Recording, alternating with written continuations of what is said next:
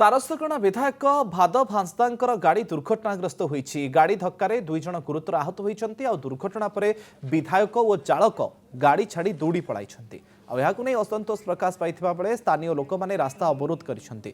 दुर्घटना बारिपदा उदला राज्य राजपथर टिटिया छकरे घटिछि। आज संध्यारे विधायकक कार द्रुत गति में आसुथिबा बेले दुई जणको धक्का देइथिला, जा फଳରେ उभय गुरुतर होइछन्ति। स्थानीय लोक माने आहतंकु उद्धार करी प्रथमे स्थानीय हॉस्पिटल और परे बारिपदा स्थित पीआरएम हॉस्पिटल को पठाइथिले।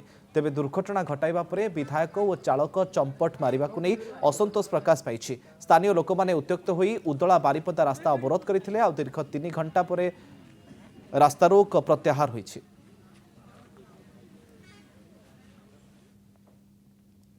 सारसकणा विधायक भादव हांसदा गाड़ी दुर्घटनाग्रस्त होईछि। गाड़ी धक्कारे दुई जण गुरुतर आहत होइछन्ति आ दुर्घटना परे विधायक और चालक गाड़ी छाड़ी दौड़ी पलाइछन्ति। नहीं असंतोष प्रकाश पाइथिबा बेले स्थानीय लोक माने रास्ता अवरोध करिसन्ति। दुर्घटना बारिपदा उदला राज्य राजपथर टिटिया छकरे घटिछि। आज संध्यारे विधायकक कार द्रुत गति में आसुथिबा बेले दुई जणको धक्का देइथिला, जा फଳରେ उभय गुरुतर होइछन्ति। स्थानीय लोक माने आहतंकु उद्धार करी प्रथमे स्थानीय हॉस्पिटल और परे बारिपदा स्थित पीआरएम हॉस्पिटल को पठाइथिले। तेबे दुर्घटना घटाइबा परे विधायक और चालक चंपट मारिबाकु नै असंतोष प्रकाश पाइछि। स्थानीय लोक माने उत्त्यक्त होई उदला बारिपदा रास्ता अवरोध करथिले आ दीर्घ 3 घंटा परे रास्ता रोक प्रत्याहार होइछि।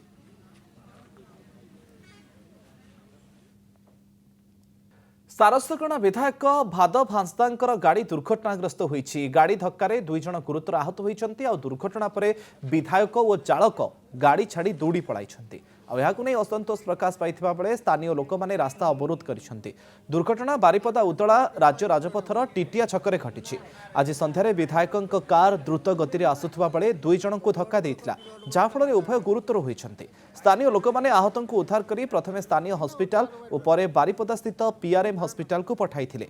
तेबे दुर्घटना घटाइबा परे विधायक और चालक चंपट मारिबाकु नै असंतोष प्रकाश पाइछि। स्थानीय लोक माने उत्त्यक्त होई उदला बारिपदा रास्ता अवरोध करथिले आ दीर्घ 3 घंटा परे रास्ता रोक प्रत्याहार होइछि।